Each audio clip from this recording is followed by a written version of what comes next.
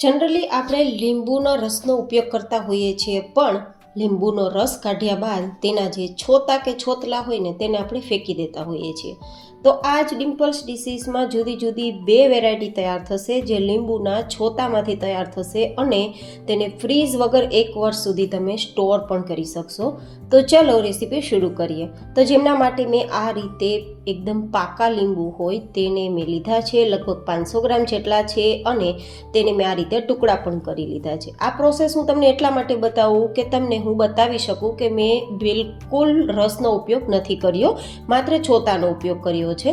તો આપણે શું કરવાનું, આપણે આ રસ કાઢી લેવાનો છે. જો આ રીતે મશીનથી કાઢશું ને તો તેના બીજ અલગ થઈ જશે અને રસ પણ અલગ થઈ જશે. હવે આ લીંબુનો જે રસ છે ને તેનો તમારે ઉપયોગ કરવો હોય અને તેને પણ તમારે 1 વર્ષ સુધી સ્ટોર કરવો હોય ને, તો મેં લીંબુના રસને સ્ટોર કરવાની જુદી જુદી 3 રીત સાથેનો વિડીયો પણ શેર કરેલો છે. ઉપર આઈ બટનમાં લિંક આપી દઈશ, તમે જરૂરથી રસને સ્ટોર કરી શકો છો. અને જ્યારે લીંબુ સસ્તા હોય ત્યારે વધારે ખરીદી લેવાના, તેનો રસ કાઢી લેવાનો અને પછી તે રસને આપણે જુદી જુદી 3 રીતે સાચવી શકીએ છીએ અને આખું વર્ષ દરમિયાન તે રસનો ઉપયોગ કરી શકીએ છીએ. જ્યારે સિઝન ના હોય, લીંબુ મોંઘા હોય ત્યારે ખરીદવાની જરૂર ના પડે તે માટે. હવે આપણે વિડીયો તરફ જઈએ કે આ આપણા છોતામાંથી આપણે કઈ રીતે 2 વેરાયટી તૈયાર કરશું કે જેને આખા વર્ષ દરમિયાન ફ્રીઝ વગર રાખી શકીએ. તો આ છોતા હું તમને બતાવું ને તો બિલકુલ તેમાં કોઈ પણ પ્રકારનો રસ પણ નથી અને બીજ પણ નથી.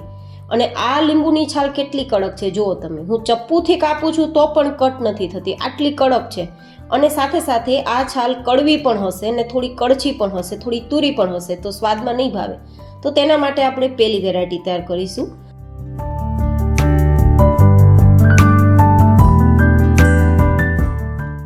તો પહેલી વેરાયટી તૈયાર કરવા માટે આપણા બધા જે લીંબુના છોતા છે તેને એક વાસણમાં લઈ લેશું. મેં અહીંયા તમને બતાવ્યા મુજબ 500 ગ્રામ જેટલા લીંબુના છોતા લીધા છે, તો તેની સામે આપણે બીજી સામગ્રીનો ઉપયોગ કરશું. તો લગભગ આ 500 ગ્રામ જેટલા લીંબુના છોતાની અંદર આપણે રેગ્યુલર ઘરમાં વાપરીએ તે ચમચી હોય ને તે ચમચીથી 4 ચમચી જેટલું આપણે નમક ઉમેરીશું. અહીંયા નમક થોડું ચડિયાતું ઉમેરીશું, જેથી આ છાલની જે કડવાણી હોય, કડવો ટેસ્ટ હોય તે જતો રહે અને આ લીંબુની જે છાલ કડક છે ને તે થોડી સોફ્ટ થઈ જાય. અને હવે 1 ચમચી જેટલી હળદર ઉમેરી દઈશું કલર માટે. જો કે ના ઉમેરવી હોય તો ઓપ્શનલ છે, માત્ર નમકનો ઉપયોગ કરીને પણ તમે તૈયાર કરી શકો. આ રીતે બધું ચલાવશું ને તો આ નમક અને હળદર લીંબુના છોતામાં જતું રહેશે. આપણે જ્યારે લીંબુ આથીએ ત્યારે કેમ આપણે થોડું નમકનું પ્રમાણ વધારે રાખીએ, બસ તે જ રીતે છોતાને સોફ્ટ કરવામાં પણ નમકનું પ્રમાણ થોડું વધારે રાખવાનું. તો હવે આ રીતે મિક્સ કરી દીધા બાદ આપણે તેને ઢાંકી દેવાનું છે ને ઢાંકીને કિચનમાં કે કોઈ પણ એક જગ્યાએ રાખી દેવાનું છે, ફ્રીઝમાં નથી રાખવાનું. આપણે ઢાંક્યા બાદ તેને શું કરવાનું, દિવસ દરમિયાન 2 થી 3 વાર આ રીતે ઉપર નીચે ચલાવવાનું છે. મતલબ શું કરવાનું કે લીંબુના જે છોતલા છે તેમાં નમક અને હળદર બરાબર મિક્સ થતું જાય ને તેના માટે આપણે આ રીતે ચલાવવાનું.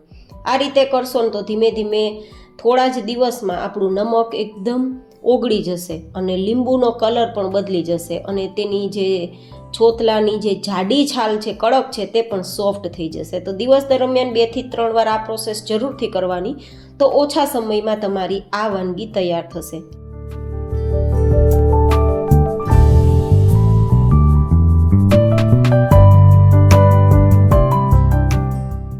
તો હવે હું 5 દિવસ પછી તમને બતાવું ને તો પહેલાં કરતાં આપણા લીંબુનો કલર બદલી ગયો છે અને સોફ્ટ પણ થઈ ગયા છે. પણ હજુ થોડું નમક છે, હજુ થોડો સમય આપવો પડશે.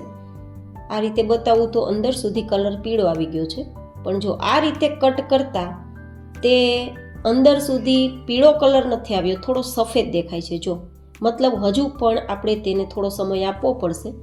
આ અંદર સુધી પીળો કલર આવી જાય ને ત્યાં સુધી આપણે તેને નરમ કરવાના છે, હજુ પણ રાખવા પડશે.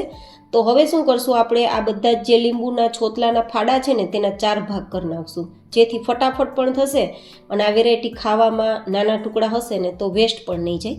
અને ટુકડા કર્યા બાદ તેને ફરીથી આપણે ઢાંકીને 1-2 દિવસ માટે રાખી દઈશું અને દિવસ દરમિયાન 2 થી 3 વાર તેને ચલાવશું, જેથી ફટાફટ હજુ પણ આપણા આ છોતલા છે તે થોડા નરમ થઈ જાય.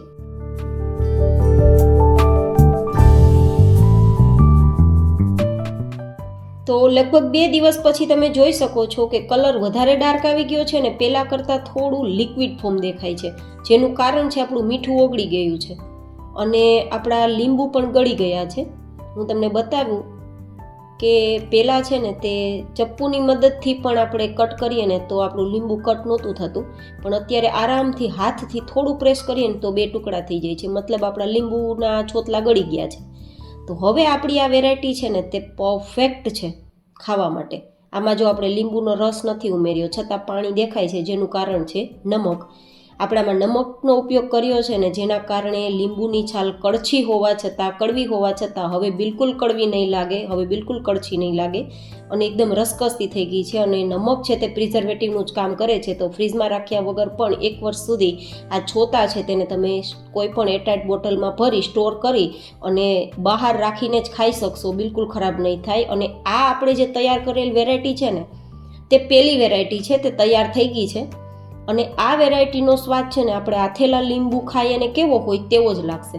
થોડો ખાટો ઓછો લાગશે કારણ કે અમારે લીંબુનો રસનો ઉપયોગ નથી કર્યો, પણ લીંબુની છાલે ખાટી તો હોય જ છે, તો ખાટો ટેસ્ટ તો આવશે જ, મતલબ આથેલા લીંબુ જેવો જ ટેસ્ટ આવશે. તો હવે તેને આપણે એરટાઇટ બોટલમાં ભરી અને ખાઈ શકીએ છીએ. તો આ હતી આપણી પહેલી વેરાયટી.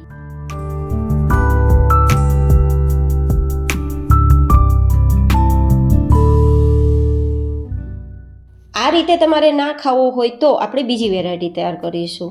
તો બીજી વેરાયટી તૈયાર કરવા માટે આ જે ગળી ગયેલા લીંબુ છે ને તેમાં આપણે લગભગ 1 કપ જેટલો, ગ્રામમાં જોઈએ તો 250 ગ્રામ જેટલો ગોળ ઉમેરીશું. 500 ગ્રામ જેટલા લીંબુના છોતાની સામે 250 ગ્રામ જેટલો જ મેં ગોળ ઉમેરેલો છે, કારણ કે જે લીંબુ ખટાશવાળા હોય ને તેટલા ખાટા નથી, કારણ કે લીંબુના છોતા ખાટા હોય પણ લીંબુના રસ જેટલા ખાટા ના હોય, તો 250 ગ્રામ જેટલું માપ પરફેક્ટ રહેશે. તો હવે આ રીતે તેને ચલાવશું. અને એકવાર ચલાવ્યા બાદ આમાં તમે બીજા મસાલા પણ કરી શકો છો, કારણ કે આ ખાટું મીઠું અથાણું થશે. પણ જો તમારે ખાટું મીઠું તીખું એટલે કે થોડું સ્પાઇસી પણ રાખવું હોય ને તો તમે આમાં બીજા મસાલા પણ ઉમેરી શકો છો. આપણે આમાં તેલનો ઉપયોગ નથી કરવાના, તો આપણે ગોળને ઓગાળવા માટે લગભગ 2 નંગ જેટલા લીંબુનો રસ ઉમેરી દઈશું.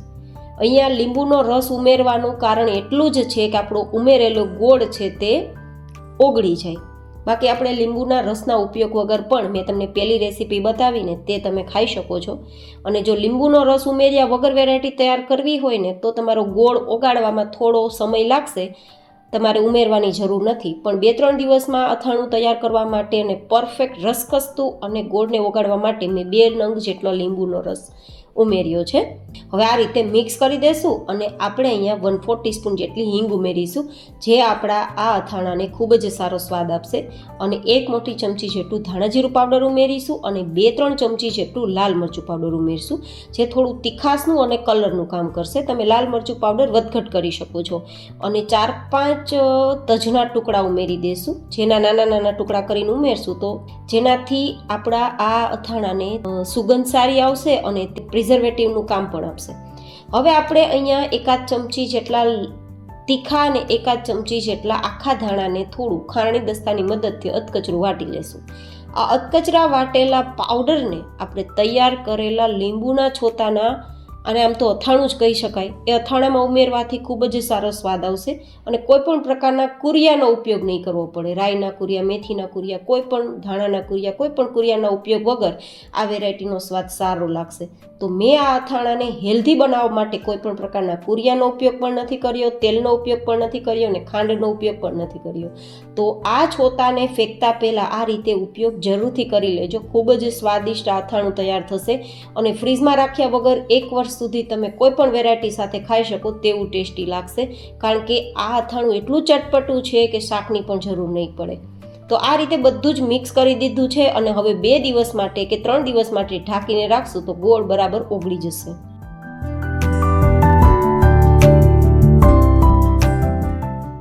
તો મેં 3-1 દિવસ જેવો સમય આપ્યો છે અને તમે જુઓ 3 દિવસમાં ગોળ ઓગળવાથી અને આપણા લાલ મરચું જે કાશ્મીરી હતું તો તેના કારણે કલર એટલો બધો સરસ આવ્યો છે કે જોઈને જ મોઢામાં પાણી આવી જાય. તો તમે જરૂરથી ટ્રાય કરજો. લીંબુના છોતાને ફેંકતા પહેલાં આ વેરાયટી તો એકવાર ટ્રાય કરવા જેવી છે. તમે જુઓ નજીકથી કેટલું રસકસતું છે. તેલના ઉપયોગ વગર પણ રસકસતું આ અથાણું ખાટું મીઠું તીખું છે. અને જે લોકોને ખાવામાં રુચિ નથી આવતી, મજા નથી આવતી, અપચા જેવું રહે છે તે લોકો પણ આ અથાણું જરૂરથી ખાઈ શકે છે, જેથી તેમને ખાવામાં ખૂબ સ્વાદ લાગશે અને અપચો રહેતો હોય, અરુચિ રહેતી હોય તો પણ તેમને મજા આવશે. તો આ તૈયાર થયેલ અથાણાને આપણે કોઈ એરટાઇટ બોટલમાં ભરી દઈશું અને પછી આપણે ડેઈલી આપણે આ અથાણાને એન્જોય કરીશું. 1 વર્ષ કરતાં પણ વધારે સમય સુધી આ અથાણું તમે ખાઈ શકો છો, એ પણ ફ્રીઝમાં રાખ્યા વગર. તો આ આપણે હવે બોટલને ઢાંકી દઈશું. અને તો કેવી લાગી તમને લીંબુના છોતામાંથી જુદી જુદી 2 વેરાયટી તૈયાર કરવાની મારી આજની રેસીપી? મને તમે જરૂર બતાવજો. ફરી મળીશું એક નવી જ એન્ડ હેલ્ધી રેસીપી સાથે. ત્યાં સુધી stay healthy and stay happy.